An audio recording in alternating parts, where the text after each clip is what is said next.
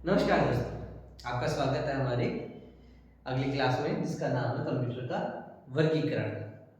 आखिरी क्लास में हमने बात करी थी कंप्यूटर के परिचय के बारे में, कंप्यूटर की परिभाषा के बारे में, जिसमें हमने जाना था कि कंप्यूटर हमारे किन किन क्षेत्रों में काम में आता है और उसकी परिभाषा क्या होती है।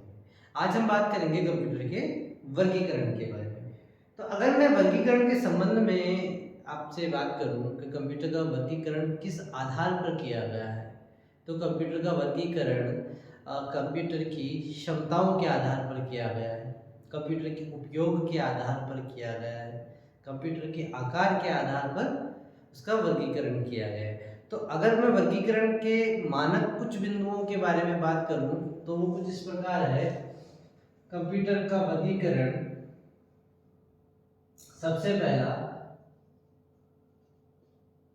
कार्य के आधार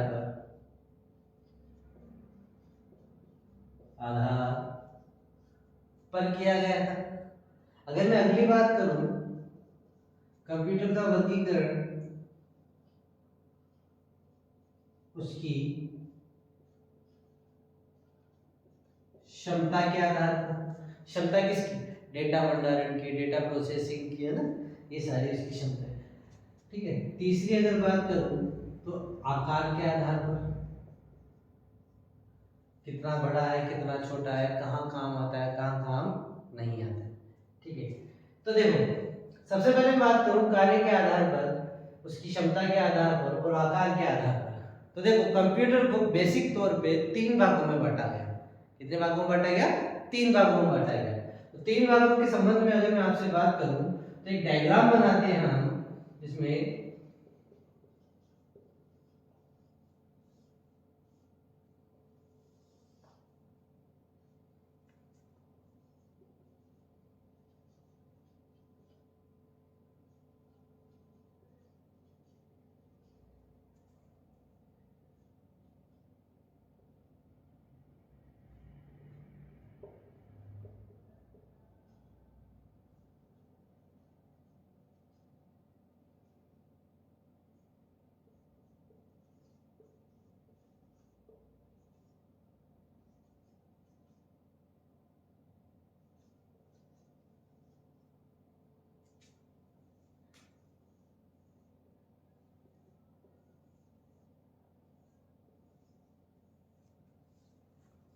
जिसमें कंप्यूटर को तीन भाग में बांटा गया। पहला भाग होता है एनालॉग कंप्यूटर, दूसरा भाग होता है डिजिटल कंप्यूटर और तीसरा भाग होता है हाइब्रिड कंप्यूटर। एनालॉग कंप्यूटर क्या होते हैं, डिजिटल कंप्यूटर क्या होते हैं, हाइब्रिड कंप्यूटर किन्हें कहते हैं, इनके बारे में हम डिटेल से जानेंगे, विवरण से जानेंगे कि किसको क्यों एनालॉग कंप्यूटर कहते हैं, इसको क्यों डिजिटल कंप्यूटर कहते हैं और इसको क्यों हाइब्रिड कंप्यूटर कहते हैं, ये कहाँ काम में आते हैं, इनका आकार क्या होता है, डिजिटल कंप्यूटर कहाँ काम में आते हैं, इनका आकार क्या होता है, सारी चीज के बारे में हम डिटेल से जानेंगे। तो अभी बेसिक तौर पर कंप्यूटर के वर्गीकरण की परिभाषा में बताऊं तो हम ये लिख सकते हैं कि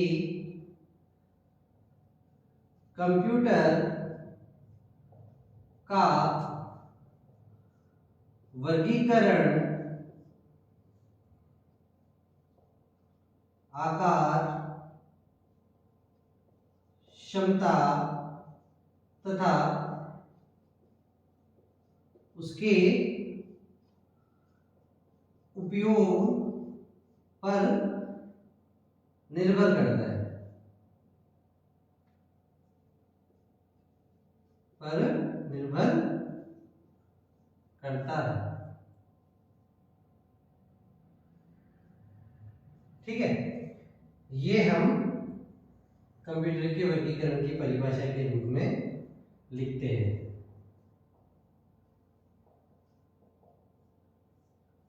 फटाफट इनको लिख लो आप।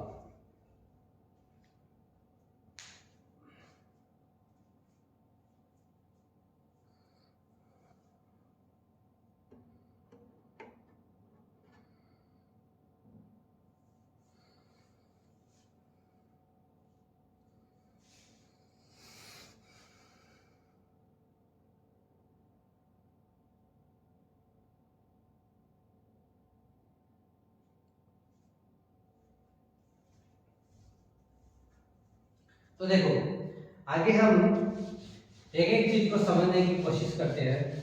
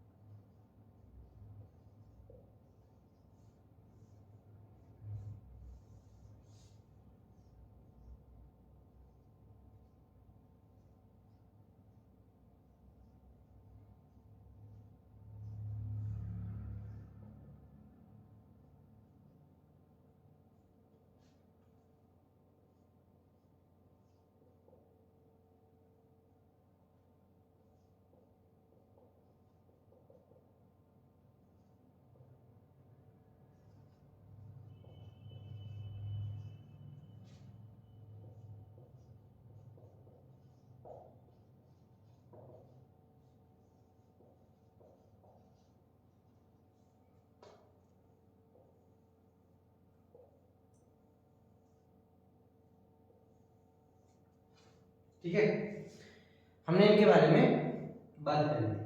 तो सबसे पहले अगर मैं बात करूं कि एनालॉग कंप्यूटर क्या होते हैं, तो एनालॉग कंप्यूटर की अगर मैं परिभाषा की बात करूं तो देखिए हम इसकी परिभाषा में क्या लिखेंगे, हम इसकी परिभाषा में लिखेंगे वह कंप्यूटर जो भौतिक आंकड़ों पर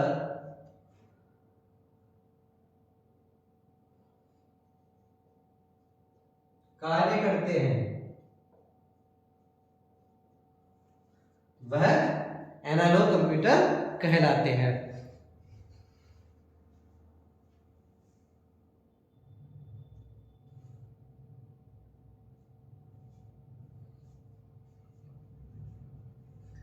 ठीक है, अब भौतिक आंकड़ों से क्या मतलब निकालते हैं, ये देखिए भौतिक आंकड़े वह आंकड़े जो सीधे सीधे तौर पर काम में लिए जाते हैं, है ना। उदाहरण के तौर पर अगर मैं बात करूं आपसे तो हमारे पास में सबसे बेहतर उदाहरण है थर्मामीटर का। इसका थर्मामीटर थर्मामीटर क्या होता है, वही होता है जैसे हम बुखार नापते हैं, हमारा टेम्परेचर नापने के लिए जो डॉक्टर काम में लेते हैं वो वाला थर्मामीटर। उसके अंदर क्या होता है कि यहाँ पे वो कुछ इस प्रकार का होता है, स्टिक की तरह का, है ना, और उसके यहाँ पे पारा भरा होता है और कुछ पैमाने दिए होते हैं जिन पे डिग्रीज लिखे होते हैं। ठीक है, जैसे ही हम इसको गर्म सरफेस के ऊपर टच करते हैं तो जितना भी गर्म है, टेम्परेचर जितना भी ज्यादा है उतना ही पारा ऊपर चढ़ जाता है। तो भौतिक रूप से कौन सी चीज होगी, वो टेम्परेचर वाली सतह जिसको इसे छुआया है, जिस सतह को छुआ गया और जिसकी वजह से ये टेम्परेचर ऊपर बढ़ा, वो भौतिक आंकड़ा हो गया, है ना, भौतिक चीज हो गई जिसे छूकर ये ऊपर बढ़ गया। अगर मैं अगली बात करूं तो गाड़ी में लगे स्पीड मीटर के बारे में बात करते हैं। दूसरा है स्पीड मीटर। हमारे टू व्हीलर और फोर व्हीलर के अंदर जो मीटर लगे होते हैं किस प्रकार होते हैं, वो कुछ इस प्रकार होते हैं ना, ऐसे गोल होते हैं, यहाँ पर एक सुई लगी होती है। ठीक है, जो 0 से शुरू होकर 10, 20, 30, 40, 50, 60, 70 और 80 तक, ऐसे ज्यादा भी हो सकता है।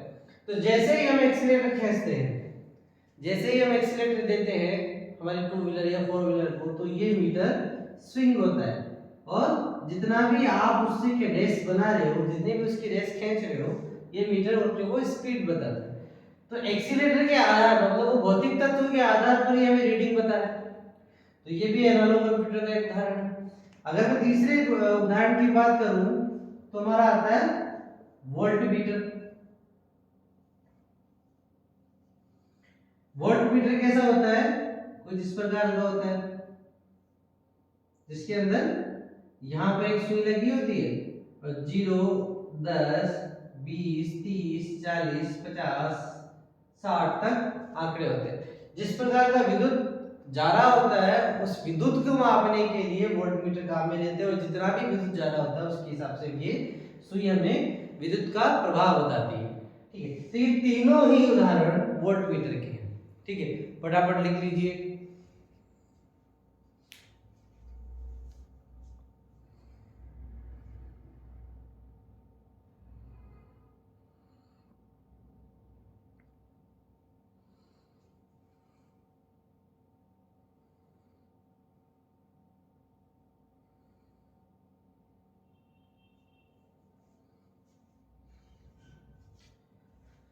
लिख लिया? अब आगे देखो इसके अंदर, इसको मैं साफ कर देता हूं।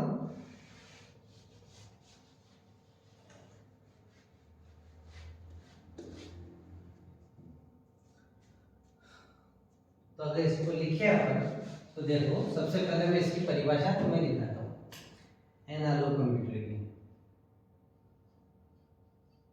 तो कंप्यूटर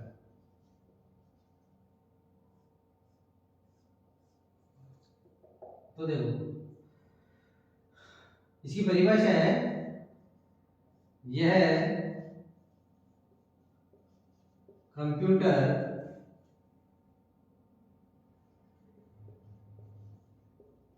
भौतिक रूप से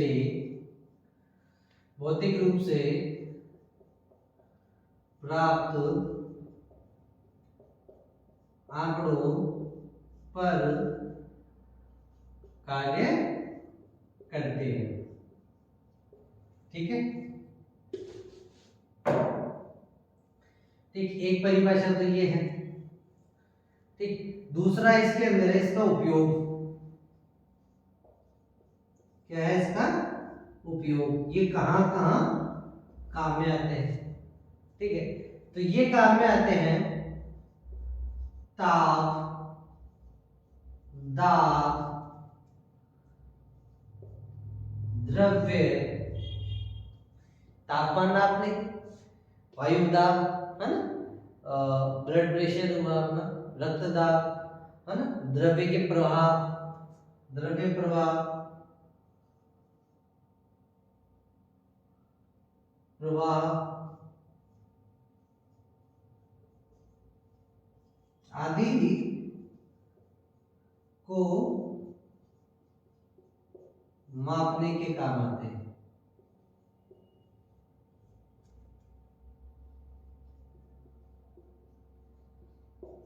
ठीक है, अब इसके उदाहरण बताऊं मैं तुम्हें, तीसरा बिंदु, तो इसके उदाहरण लिखो।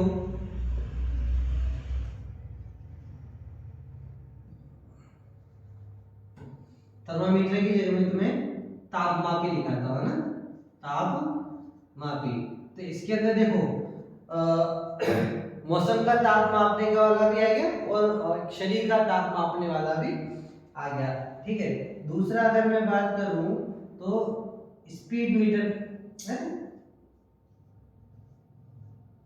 Speed metre. अगली बात करूं तो वोल्ट मीटर। ये तीनों ही इसके एनालॉग कंप्यूटर के उदाहरण हैं। तो आप फटाफट लिख लीजिए इन्हें एक बार।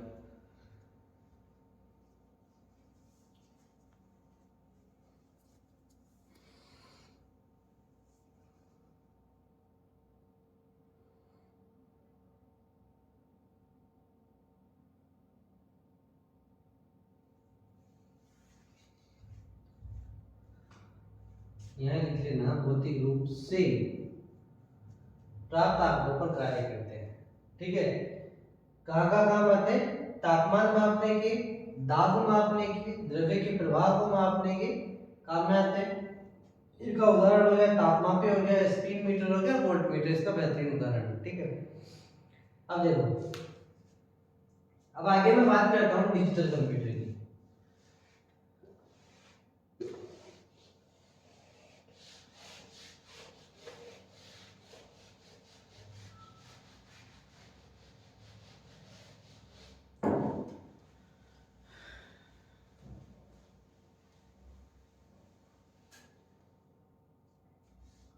क्या होते हैं डिजिटल कंप्यूटर?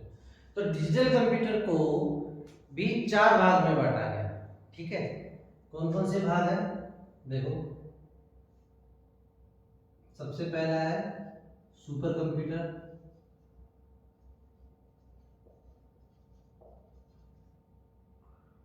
दूसरा भाग है मेन फ्रेम कंप्यूटर,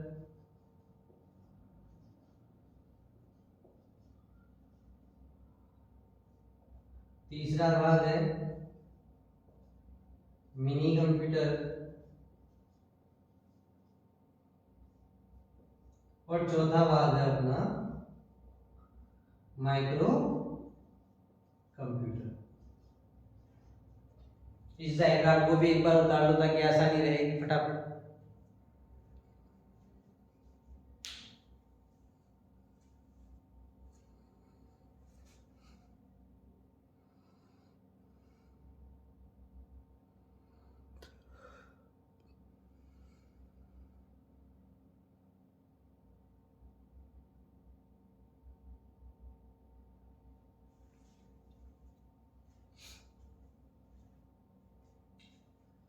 उतार लिया? अब देखो, ये 4 हो गए, चारों को मैं एक एक करके डिस्क्राइब करूंगा, लेकिन उससे पहले हम समझते हैं कि डिजिटल कंप्यूटर और एनालॉग कंप्यूटर में डिफरेंस क्या होता है। देखो छोटा सा डिफरेंस है, यहीं पर दोनों चीजें समझ में आ जाएगी, है ना। तो देखो मैं इसको साफ कर देता हूं। ये दोनों डिफरेंस के बारे में बाद में बात करेंगे, पहले अपन बात करते हैं डिजिटल कंप्यूटर के बारे में, ठीक है। डिफरेंस मैं आपको आखिरी में बताता हूं क्या होता है। तो देखो डिजिटल, है ना, कंप्यूटर, डिजिटल कंप्यूटर क्या होते हैं डिजिटल कंप्यूटर? तो देखो तुम एक चीज समझ पा रहे हो, यहां पर अगर मैं अलग करूं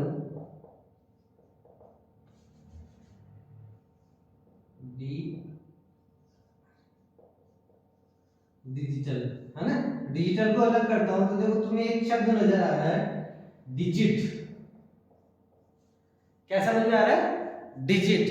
तो ये कंप्यूटर क्या करते हैं कि भौतिक आंकड़ों पर काम न करते हुए ये अंकों पर आधारित होते हैं। किस पे आधारित होते हैं? अंकों पर आधारित होते हैं। उदाहरण के तौर पे तुम्हें से कुछ उदाहरण बताता हूँ। देखो जैसे तुमने रेलवे स्टेशन पे देखा होगा घड़ी लगी होती है, तो उसमें कैसे अगर टाइम कैसे बताना होता तो यूं बताती है,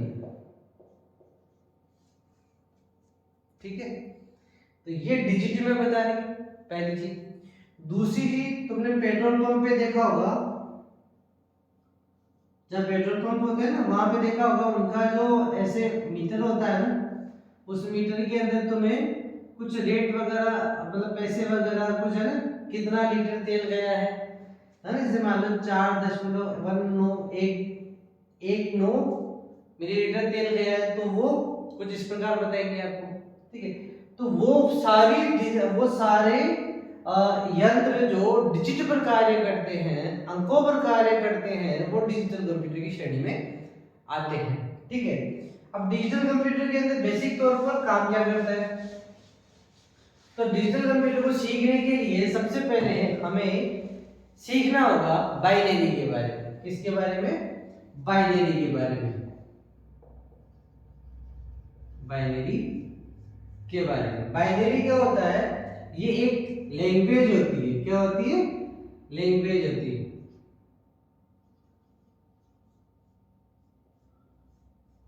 ठीक है, जिसे हम मशीन लैंग्वेज भी कहते हैं, जिसे हम मशीन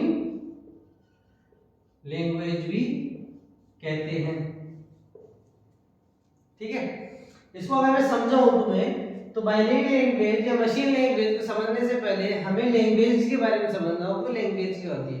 देखो हम ज्यादा तो नहीं जानते, हम इतना जानते हैं कि हम दो भाषाओं के बारे में ज्यादातर बात करते हैं, जैसे एक तो इंग्लिश के बारे में, एक अपन बात करते हैं हिंदी के बारे में, ठीक है।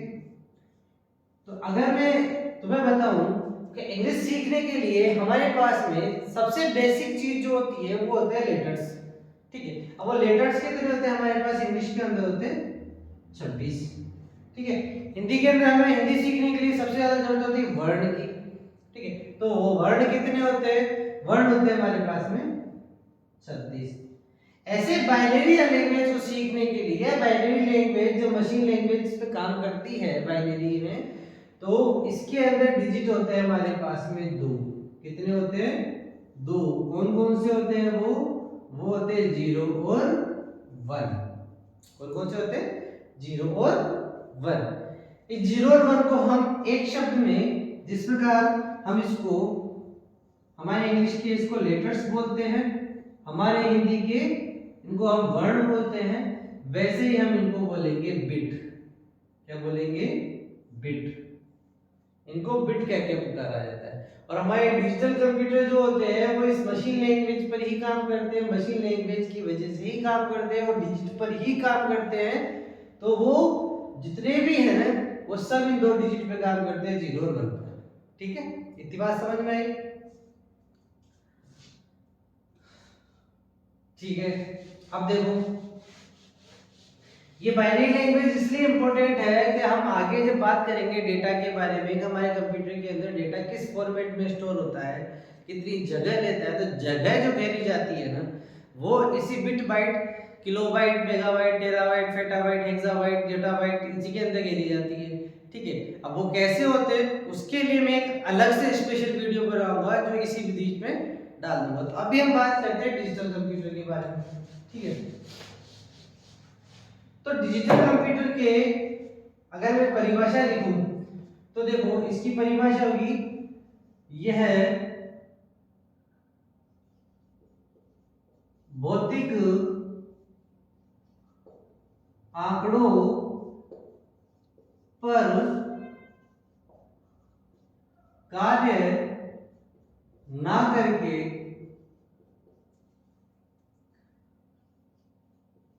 अंकों पर कार्य करते हैं, कार्य करते हैं। पहली परिभाषा तो इसकी ये है। ठीक है, अब बात करूं इसके उदाहरण की। सबसे पहला उदाहरण है इसका सुपर कंप्यूटर। कौन सा है, सुपर कंप्यूटर।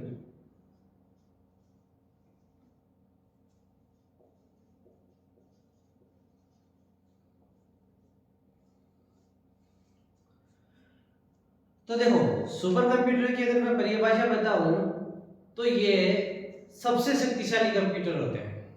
क्या होते हैं, सबसे शक्तिशाली कंप्यूटर होते हैं। और इन कंप्यूटर का उपयोग कराया जाता है बड़े बड़े अनुसंधान केंद्रों के अंदर, बड़ी बड़ी चिकित्सा पद्धति के अंदर, चिकित्सा के अंदर किया जाता है, ताकि आप जैसे भी कोरोना की दवाई बनी थी उनके अंदर काम आए थे। अंतरिक्ष के अंदर जैसे हमारा कोई भी अभियान होता है, जैसे अंतरिक्ष अभियान होता है, जैसे चंद्र अभियान है, मंगल अभियान है, इनके अंदर ये काम आए थे। तो वो क्या काम करते हैं, सीधे सीधे संचार बनाने के काम, कम्युनिकेट करने के काम आते हैं। ठीक है, तो सुपर कंप्यूटर की बात करूं तो सुपर कंप्यूटर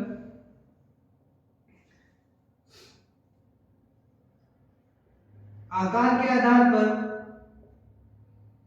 आकार के आधार पर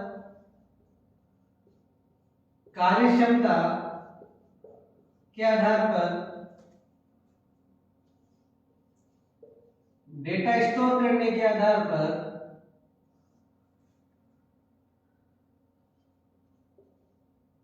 सबसे शक्तिशाली होते हैं।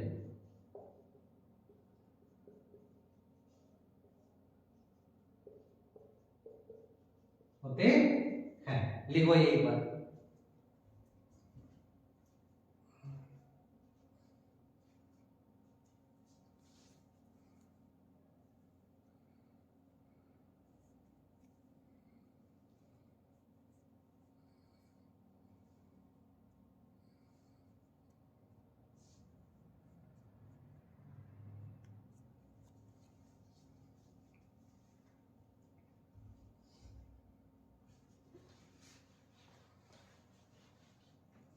अगर आगे मैं बात करूं तो देखो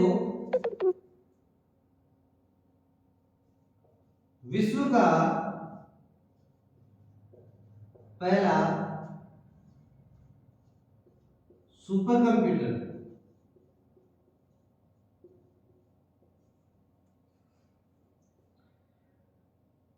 अमेरिका ने बनाया था, जिसका नाम था CDC 6600। ठीक है, ये एक क्रे नाम की कंपनी थी जिसने बनाया था। ठीक है, अगर बात करूं भारत के पहले कंप्यूटर के बारे में, तो भारत का पहला सुपर कंप्यूटर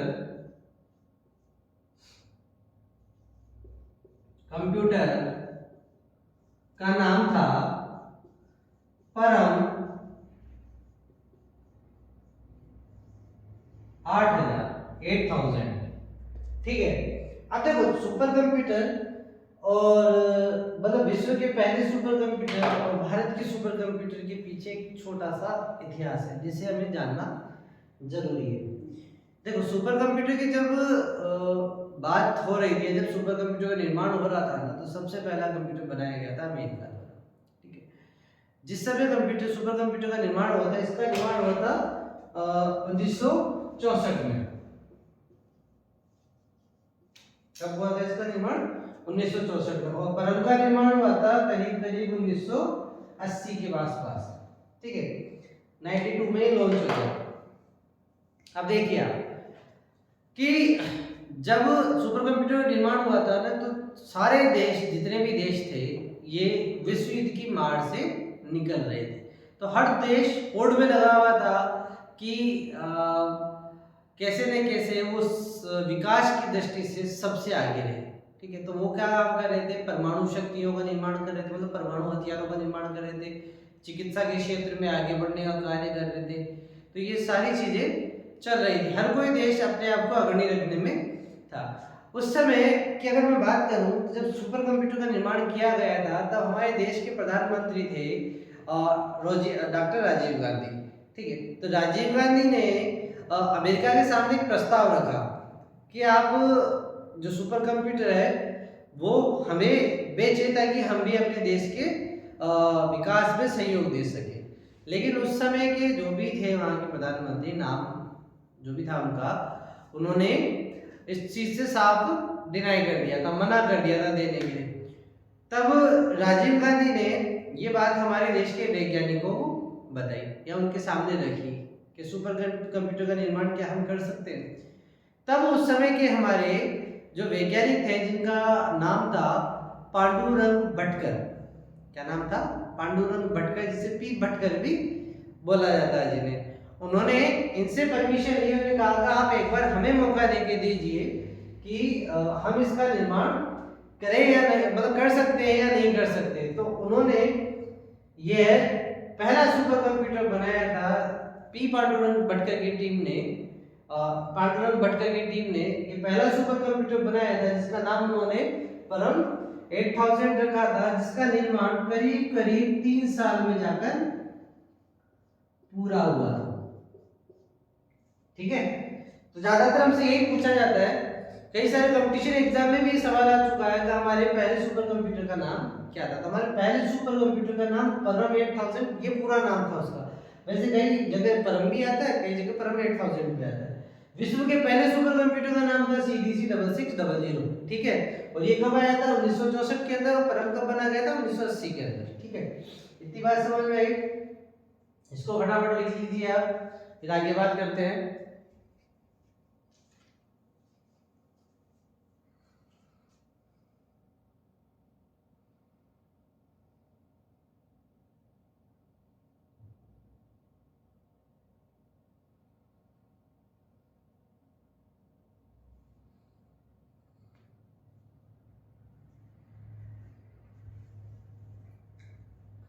लिख लिया?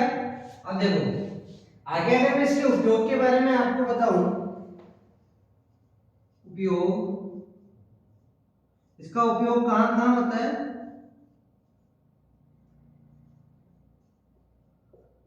अंतरिक्ष अभियानों में, है ना, चिकित्सा क्षेत्रों में, है, और विज्ञान